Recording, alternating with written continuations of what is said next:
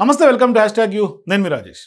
ప్రధానంగా దేశ రాజకీయాల్లో ప్రస్తుతం ఇప్పుడు బీజేపీని, మరీ ముఖ్యంగా నరేంద్ర మోదీ ఎప్పుడైతే మూడోసారి ప్రధాని అయ్యారో అప్పటి నుంచి ఆర్ఎస్ఎస్ టార్గెట్గా కొంత నరేంద్ర మోదీ బీజేపీగానే కనిపిస్తూ ఉన్నాయి. అంటే జరుగుతున్నటువంటి పరిణామాలన్నీ అబ్జర్వ్ చేస్తుంటే ఆర్ఎస్ఎస్కి బీజేపీకి ఒక రిఫ్ట్ కనిపిస్తూ ఉంది.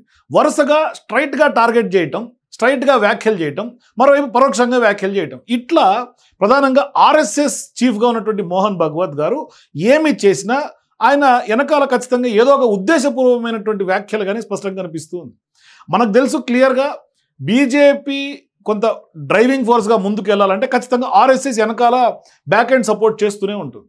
కానీ ఇప్పుడు సీన్ కట్ చేస్తే జరుగుతున్నటువంటి పరిణామాలను చూస్తే మొన్నటికి మొన్న నరేంద్ర మోదీ గారిని సీరియస్గా ఆర్ఎస్ఎస్ రిటైర్మెంట్ విషయంలో ఇరికించినటువంటి పరిస్థితి. అంటే ఎప్పుడైతే నరేంద్ర మోదీకి ఏజ్ వచ్చేస్తోంది ఆ యొక్క అంశాన్ని లేపి పొలిటికల్గా పాలిటిక్స్లో ఉన్నటువంటి వాళ్ళందరూ కూడా రిటైర్మెంట్ అర్హులే, ఖచ్చితంగా చేసి తీరాల్సిందే, మనకు పదవుల కోసమో కండువాలుగా ఇటువంటి వ్యాఖ్యలు చేయటం కొంత ఆయన ఇబ్బందికి గురి చేసింది. అంటే ఎవరు అవునన్నా కాదన్నా ఇప్పుడు ప్రధానంగా దేశవ్యాప్తంగా జరుగుతున్నటువంటి చర్చ నరేంద్ర మోదీ యొక్క రిటైర్మెంట్ గురించి. అది గత నెల రోజుల నుంచి చర్చ జరుగుతూనే ఉంది, ఇప్పటికి కూడా స్టిల్ జరుగుతూనే ఉంది.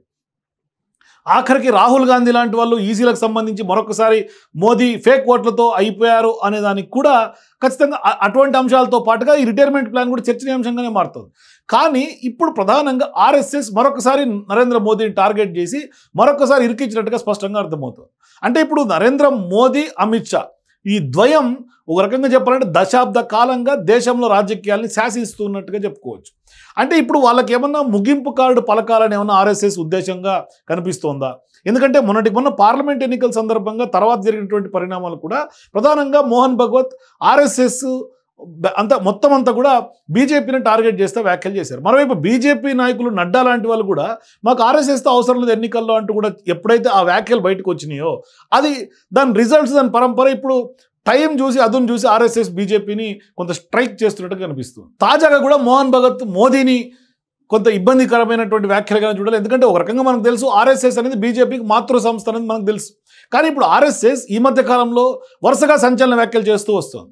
కేంద్రంలో బీజేపీ నాయకత్వంలోని ఎన్డీఏ ప్రభుత్వం అధికారంలో ఉన్నా ఎలాంటి తటపటాయింపు లేకుండా ఆర్ఎస్ఎస్ఏ తాను అనుకున్నట్టుగా కుండబద్దలు కొడుతూ వస్తుంది. మరి ఇది ఖచ్చితంగా బీజేపీకి ఒక రకంగా ఇబ్బందికరమైనటువంటి పరిస్థితులుగా పరిగణిస్తూ వస్తుంది. మరి ఇటువంటి సందర్భాల్లో ఆర్ఎస్ఎస్ అయితే మాత్రం తన వైఖరిలో ఎటువంటి చేంజ్ లేదు, ఆ విధంగానే తన వైఖరితో ముందుకు సాగుతూ పోతుంది. కానీ బీజేపీలో పదవులు కూడా ఆర్ఎస్ఎస్ శాసించినటువంటి వాళ్ళకే వస్తుంటే వాళ్ళు చెప్పినటువంటి వాళ్ళకే పదవులు వస్తుంది. ఇప్పుడు దేశంలో కీలకంగా ఉన్నటువంటి 2 రంగాలు వ్యాపారాత్మకం అయిపోయినాయి అని ఆర్ఎస్ఎస్ చీఫ్గా ఉన్నటువంటి మోహన్ భగవత్ తాజాగా చేసినటువంటి స్టేట్మెంట్స్ పెను దుమారాన్ని రేపుతున్నాయి. అంటే మధ్యప్రదేశ్ రాష్ట్రం ఇండోర్లో జరిగినటువంటి ఒక కార్యక్రమంలో ఆయన మాట్లాడుతూ కూడా విద్య, వైద్యం ఇది చాలా బేసిక్ కమ్యూనిటీస్, ఇటువంటివి కూడా సామాన్యుడికి దూరం అయిపోయినాయి అనే ఆవేదన ఆయన వ్యక్తం చేస్తూనే వాస్తవానికి 2 రంగాలు కూడా సామాన్యుడికి అత్యంత అవసరమని చెప్తూనే అవి 2 కూడా ఇప్పుడు వ్యాపారం అయిపోయినాయి, కేవలం అటువంటి కోణంలోనే వాటిని చూడాల్సినటువంటి అవసరం ఉంది అని చెప్పినటువంటి విధానం అవి ఇప్పుడు అందరంత దూరంగా వెళ్ళిపోయినాయని చెప్పుకొచ్చారు. అంటే ఖచ్చితంగా మరి గత 10 ఏళ్ల పాటు బీజేపీని కదా పాలిస్తుంది, ఎందుకు దూరంగా ఉన్నాయి ప్రజలకి అనేది ఒక క్వశ్చన్ మార్క్. మరి ఇప్పుడు భారతదేశంలో ఈ వ్యవస్థలు గతంలో సేవారంగంగా ఉండేవని ఆయన గుర్తు చేశారు. అంటే గతాన్ని పొగుడుతూ ఉన్నారు. అయితే తర్వాత కాలంలో మాత్రమే ఈ వ్యాపారం, అందులో కూడా ఖచ్చితంగా వ్యాపార రంగంగానే ఇవన్నీ కూడా ప్రవేశించాయని ఆయన చెప్తూ ఉన్నారు. మరి ఆరోగ్య సంరక్షణ, అందరికీ విద్య అన్నది సామాన్యుడి నుంచి ఎందుకు దూరం అయ్యాయి, తనకు అసలు అర్థం కావడం లేదనే అంశాన్ని కూడా ఆయన చెప్తూ కీలకంగా వ్యాఖ్యలు చేశారు. మరి ఈ వైఖరి ధోరణి ఖచ్చితంగా మారాలని ఆయన అభిప్రాయపడుతారు. అంటే ఇప్పుడు మోదీకి కొంత సూచనప్రాయంగా చెప్పారు, ఖచ్చితంగా మిడిల్ క్లాస్కైనా దేశంలో ఉన్నటువంటి ప్రజలకైనా విద్యా, వైద్యం అందించాలి అని. సో ఇప్పుడు బీజేపీ నాయకత్వంలో నడిచే కేంద్ర ప్రభుత్వం అయితే విద్యా, వైద్య రంగాలు 2 సామాన్యులకి చేరువుగా ఉన్నాయని చెప్తోంది. మరి వీళ్ళేమో దూరం అవుతున్నాయని ఆర్ఎస్ఎస్ వాదిస్తోంది. అందరికీ ఆయుష్మాన్ భారత్ కార్డులు కూడా ఇచ్చామని కూడా లెక్క చెప్తోంది బీజేపీ.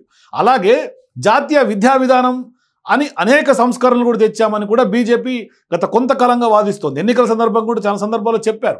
మరి ఇప్పుడు సామాన్యుడే తమ ఎజెండాని కేంద్ర ప్రభుత్వం చెప్తూ వస్తుంది. మరి ఈ 2 రంగాలు పేదలకు దూరం అని ఆర్ఎస్ఎస్ అంటోంది. మరి ఇక్కడ 2కి మధ్య కాంట్రడిక్టరీ కనిపిస్తుంది, ఒకవైపు ఆర్ఎస్ఎస్కి, బీజేపీకి.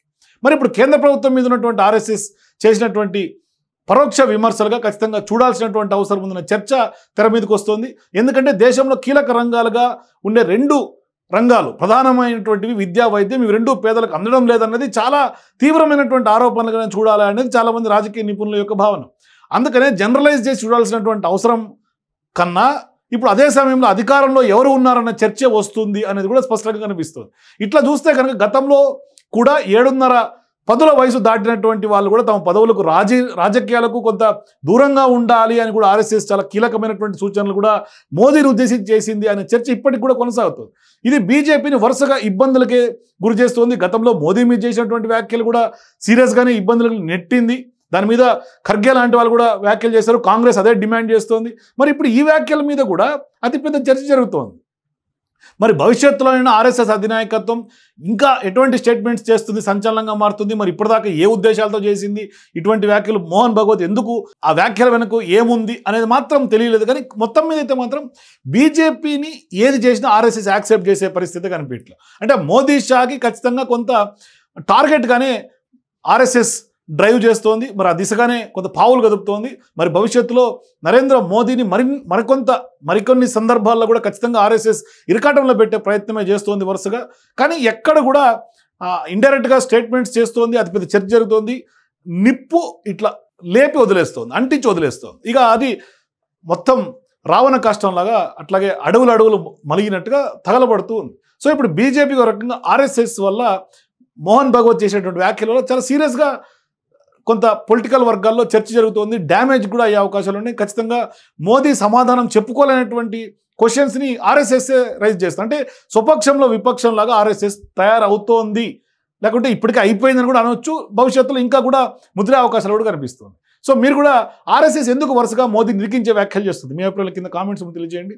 For more videos please watch #.